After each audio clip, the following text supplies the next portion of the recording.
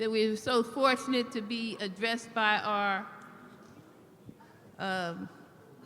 Lieutenant Governor and Secretary of State, Tahisha Way. She has been doing magnificent things on the website, newjersey.gov, with voting. She has Instagram on Tuesdays, animation that she answers questions from the public.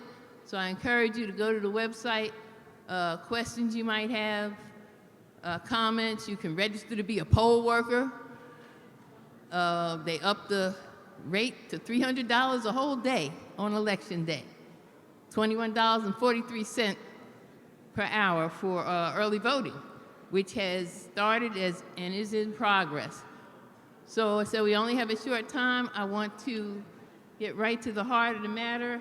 My question is eternally why people do not vote. Because they don't understand the power of their vote? Are there barriers to them getting to the poll or assessing the other ways to vote? So I'm going to ask each of the panelists to introduce themselves. Oh, you have a mic? All right, Debbie, you want to go?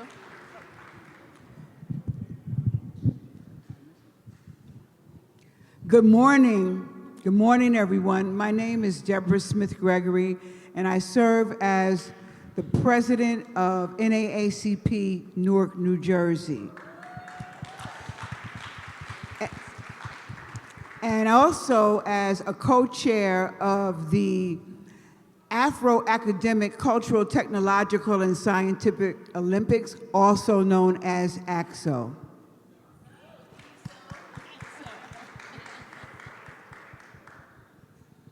Good morning, or are we at afternoon yet? No, good morning. Good morning. Okay, wait, I know I heard Patterson is here. I know North, good morning. Yes, my name is Chanel McLeod and I am the CEO of Project Ready. Project Ready is a social justice organization in the city of Newark that focuses on voter activation and voter awareness. I'm also a mom of 3. I have a 6-year-old, a 5-year-old, and a 2-year-old that I was able to get off to school right before I came down to see you all. I'm excited to be here. Good morning, everyone. My name is Mikaudi Vargas. I'm an associate counsel at the New Jersey Institute for Social Justice, working within the Democracy and Justice program.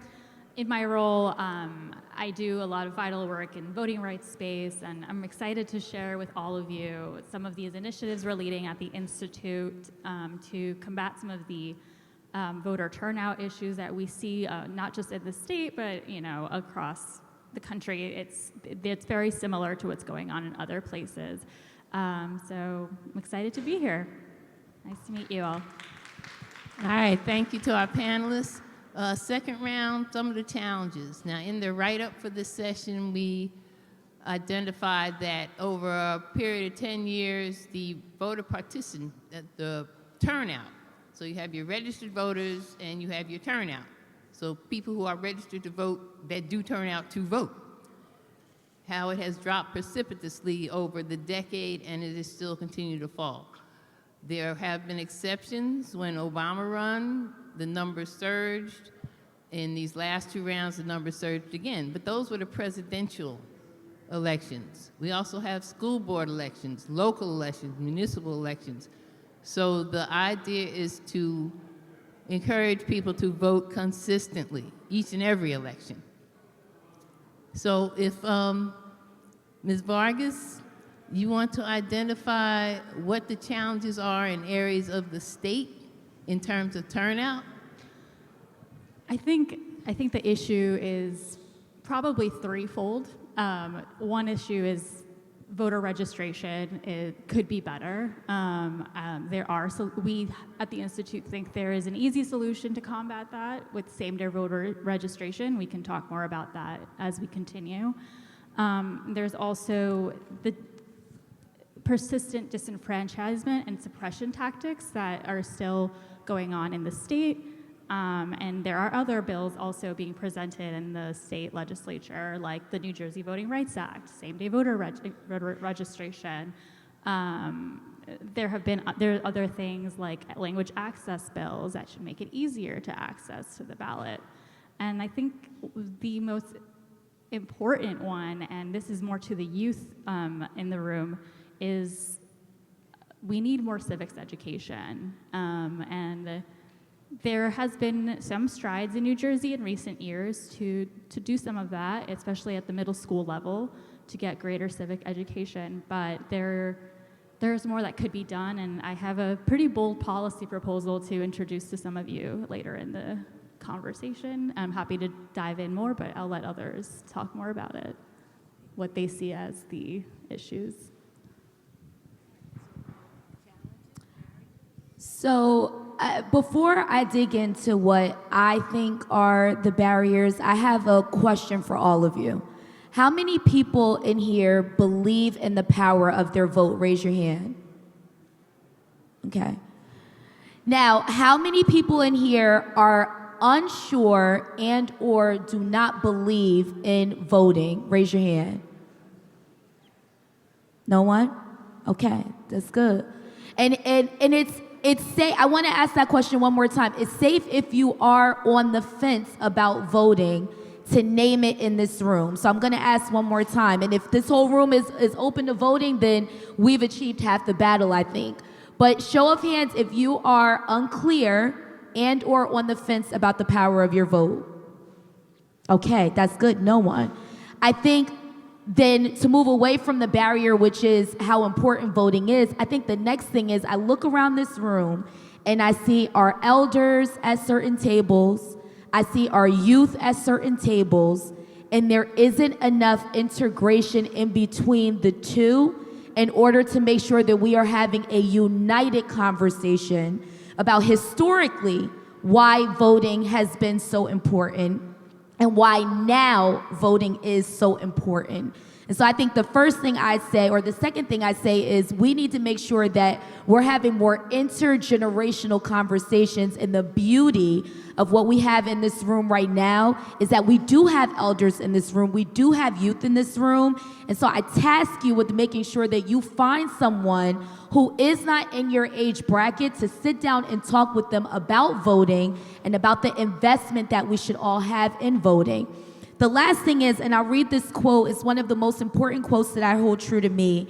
It says, "The most important office and the one which all of us can and should fill is that of a private citizen." We are, when we turn 18 years old, our first elected official. The first elected official you see is the one that you see in the mirror.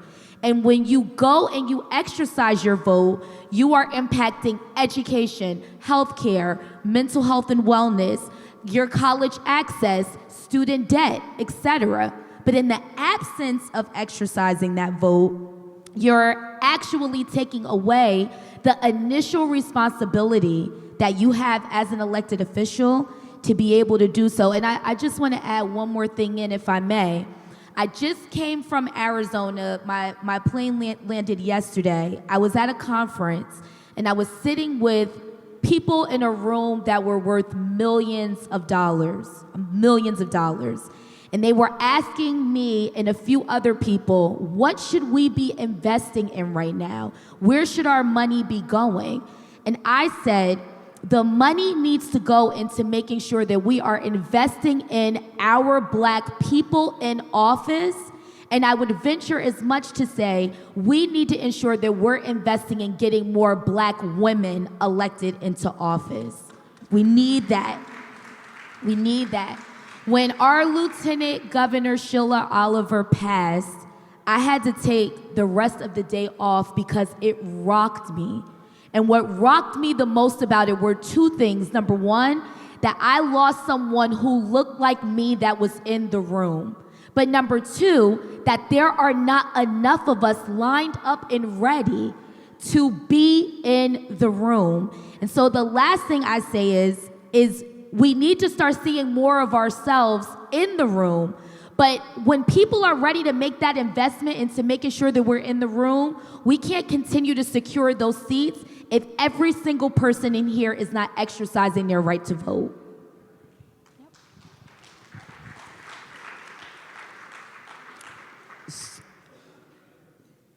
So based on what Chanel just said, I'm curious, how many of you in here are going to be 18 by November 7th, but have not registered to vote? Anyone? It's safe to name it. It's safe to name it.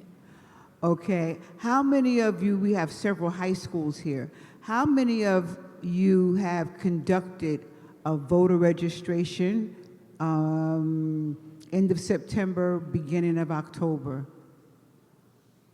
Okay, well, let me flip it. How many of you have not conducted a voter registration yet in October? And I'm speaking specifically to the schools that are here. Patterson, thank you for having that courage to raise your hand. Thank you. Technology, global studies.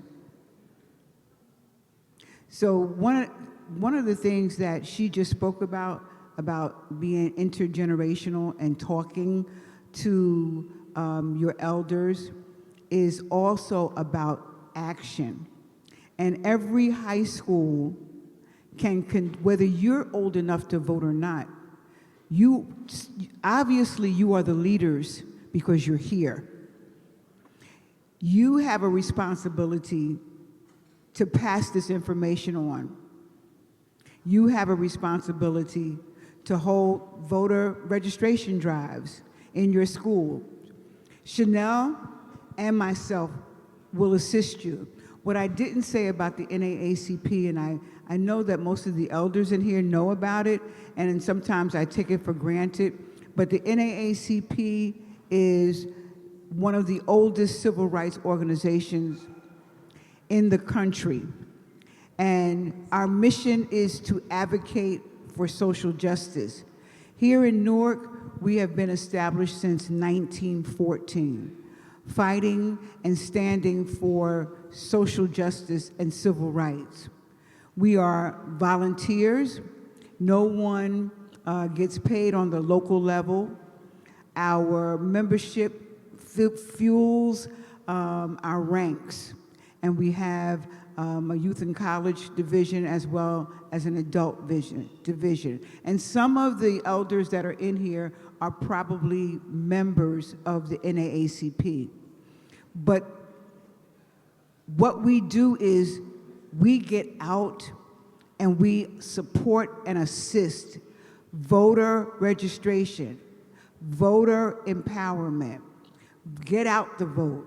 It's not enough just to be registered to vote. We have to make sure that people get out to vote. And don't think that it's only the elders who vote, because there are elders who don't vote.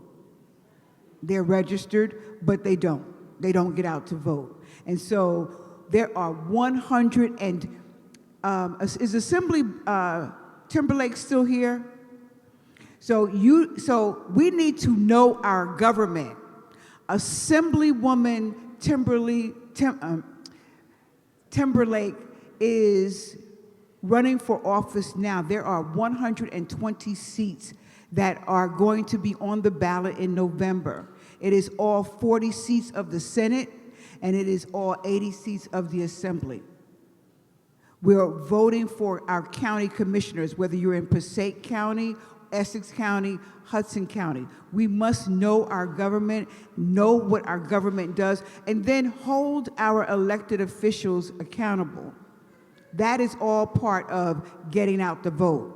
It's not just, Harry, just come on, let's vote, and then go home. She needs us. Councilman Shabazz needs us. We are connected between our public servants and we as the voters and as citizens. And so it's really, really important to know that. Those are the barriers. We are the barriers. If we don't want our books to be banned in school, then we have to vote on the state level. That's where things are happening. So this coming election, November 7th, is extremely important because the things that impact us in the state of New Jersey, We will be electing representatives who will push forth laws and policies like Assemblywoman Timberlake said. And so it's really important. We are the barriers. We have to know our government. We have to be educated about who our elected officials are. And then we also have to hold them accountable.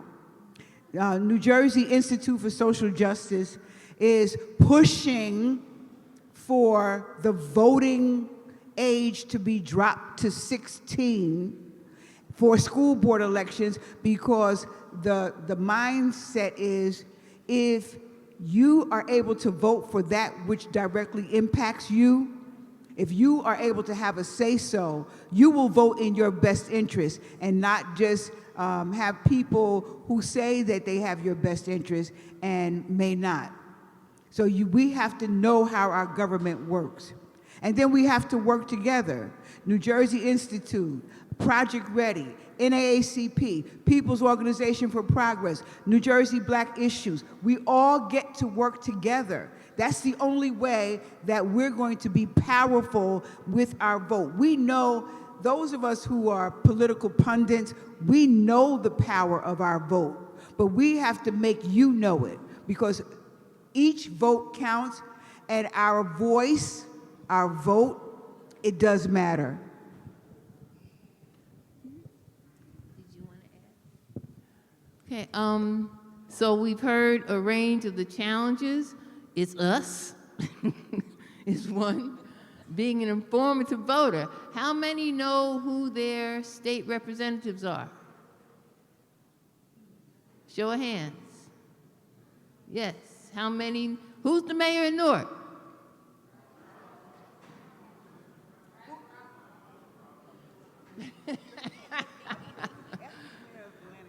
Who's the mayor of Atlantic City? Who's the mayor of Jersey City? Okay, Patterson? All right. This is not a test. But it's Love important it. to know who your representatives are. If you have a complaint, who are you going to go to? Not the Ghostbusters, right? Right? So who is your district leader? Who is your council person? Who is your mayor? Who is your state rep? All the way up.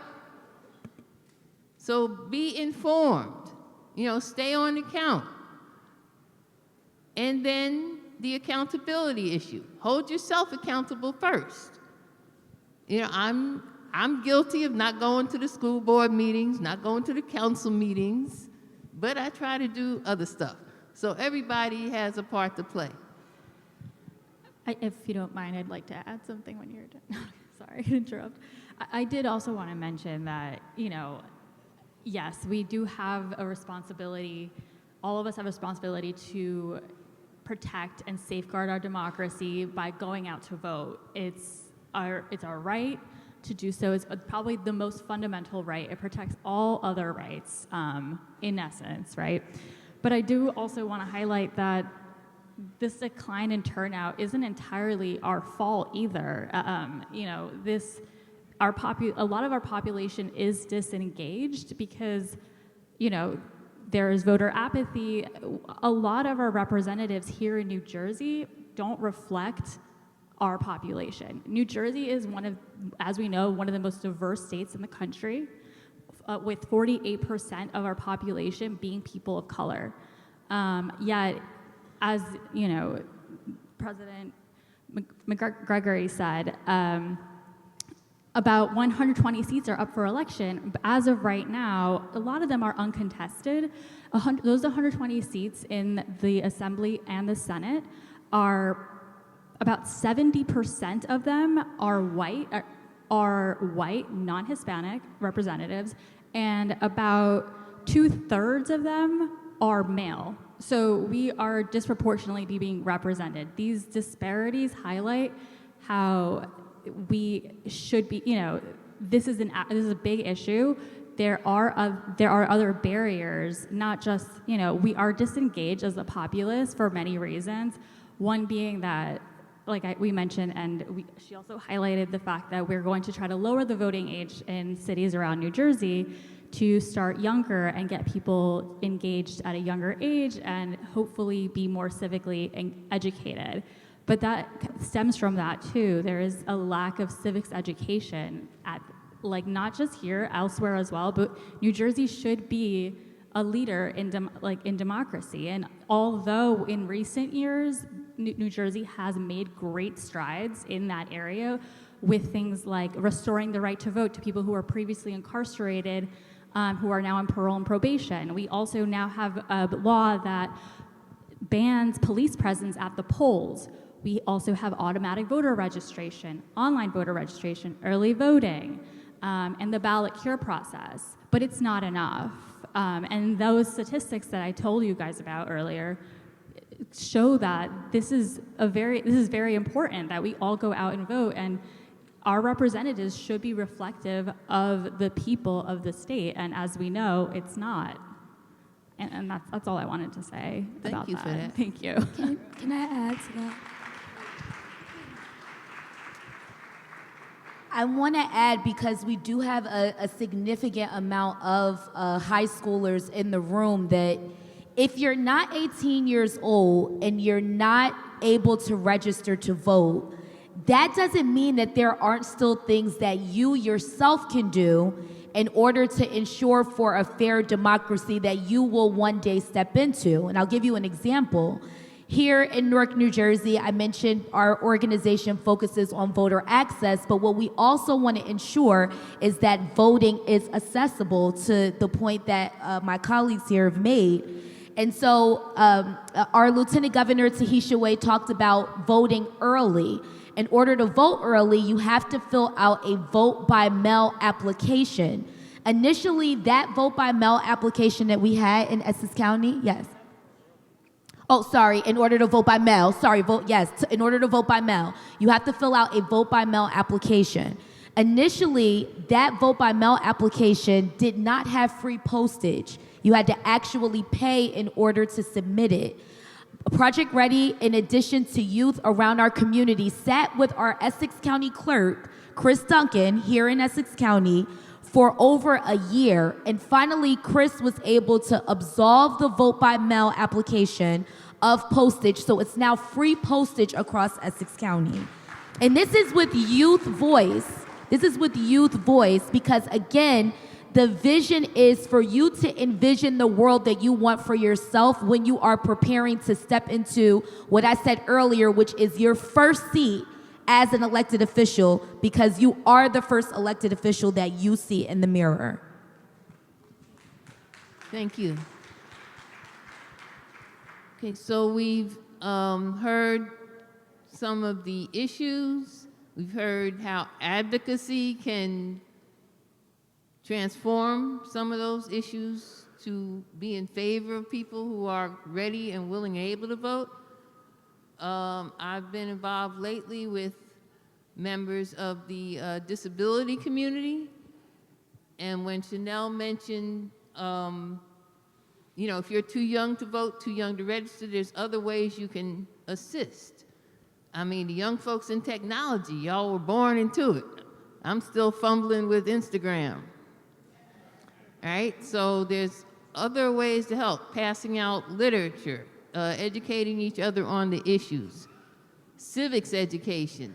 Now, I understand there was a bill passed, in fact, with Rutgers. There's an initiative with Rutgers to provide civics education development modules for high school social studies classes. So there's things in the works. It's a matter of collaborating to get that information out to the community so they can in turn advocate for it with their representatives. Because, they're human too, they don't know everything. So I believe it's time to transition to we're going to do solutions first. Okay, so we didn't have a lot of time, but I think it's been very informative, insightful so far. We're going to transition to ask each of the panelists what solutions, what they've seen that works in terms of mobilizing people, organizing people. Mobilization is one thing, but organizing is another. So what works to get people motivated, to stay engaged, to get to the polls consistently? Afterwards, we'll have time for a quick Q&A. So thank you very much.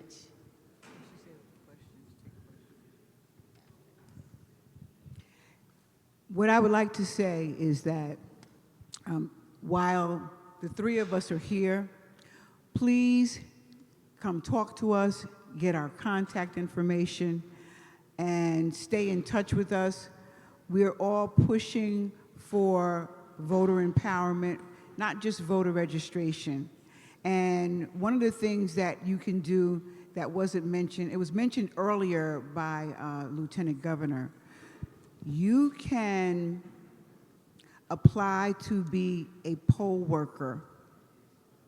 This is, you don't have to be eligible to vote.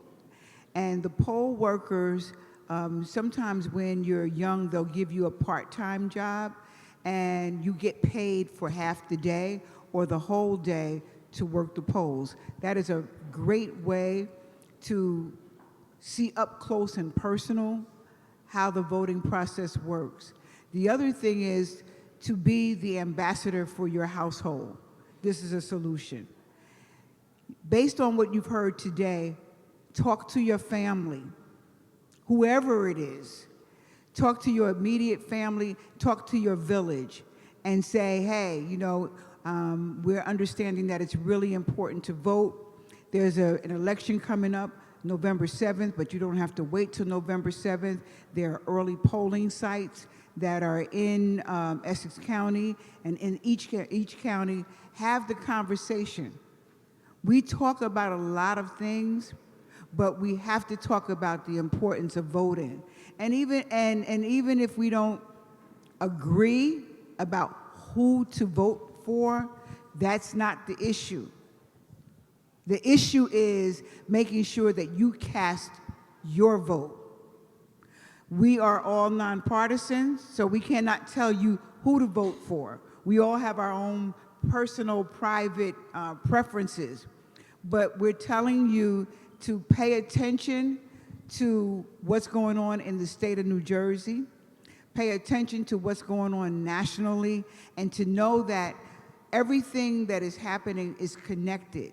It's what's happening internationally, what's happening nationally, what's happening locally. They're not three buckets. They all connect back to us. And we listen, we've been through hell, right? With that pandemic, we still aren't right. Okay, we try to act like we're right. But then now with the numbers upticking and we want to be hugging and kissing on people, but then we can't. So we got to go back to fist bumping and elbow knocking out and all this other stuff. But we can have conversations about who will make the laws, who will pass the laws, and who has our best interest at heart. Please don't personalize it and say, well, my person, this is, you know how we all have our own football team, the Steelers, the Giants, the Jets, and we feel very passionately about it. Well, we need to feel as passionately about voting, just getting out the vote, as we do about our own sports teams or our own schools. And that's that is one of my solutions. Please don't overlook being a poll worker. Yes. Okay. All right. So I'll go next. Yeah. So I just want to highlight again, you know, the power of our vote is paramount to the very essence of democracy. And at the Institute, we firmly believe in the power of the people to create change at the grassroots level.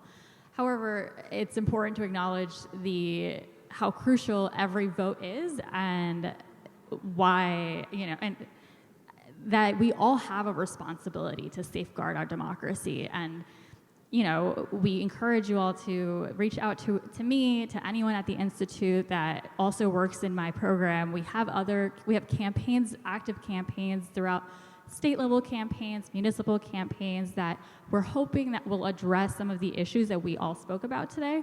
In particular, if we mentioned if you can't register to vote. And I don't know if you already mentioned this, but right now the registration deadline is October 17.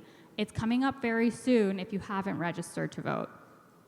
However, we think, and so many of our coalition partners believe that this is an arbitrary deadline. 23 other states and Washington, D.C. have same-day voter registration right now, which means that they are able to register to vote on the day of election.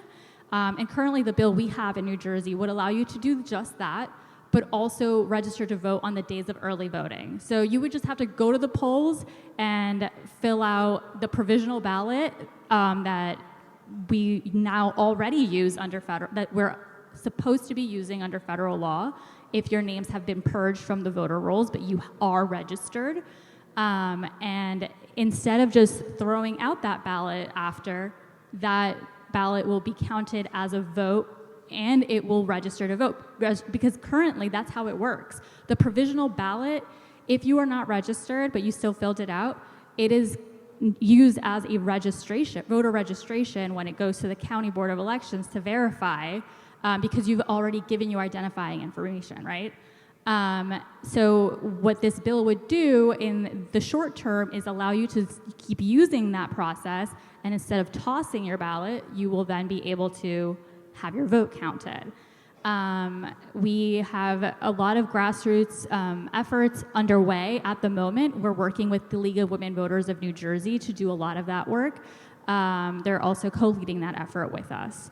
I can give you, I don't have the bill numbers memorized because they actually just changed. They just got reintroduced in the assembly. It is, you know what?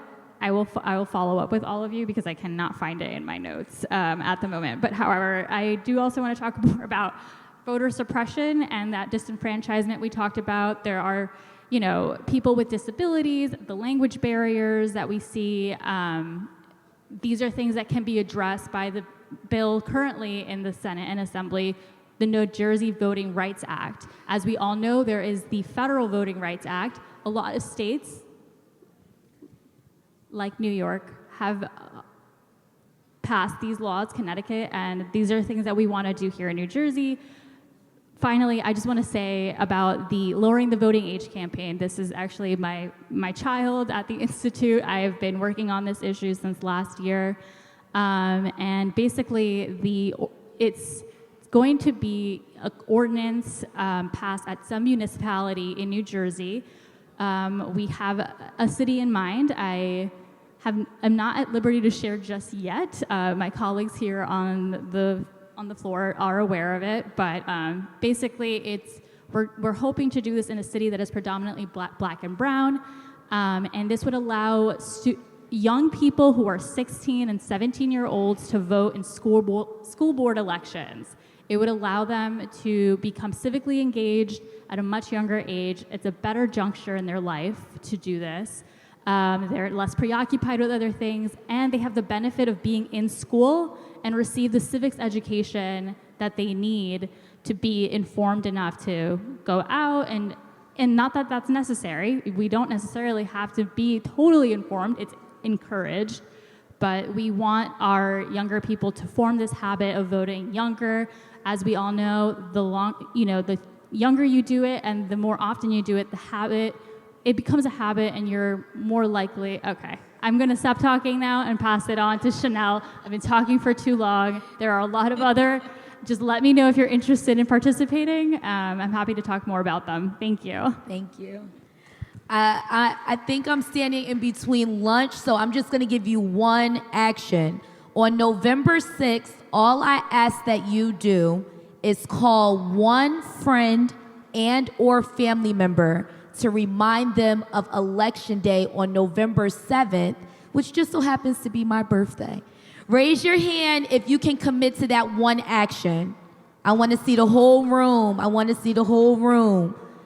And if text message is easier, yes, text message. All right, thank you. All right, can we have a round of applause? Thank our guests. I know you have one. I know you have one. Yeah. Anyone wants to sign up to continue the conversation? I have one of them legal line pads over here. And I will also have a My Vote is Power button for you.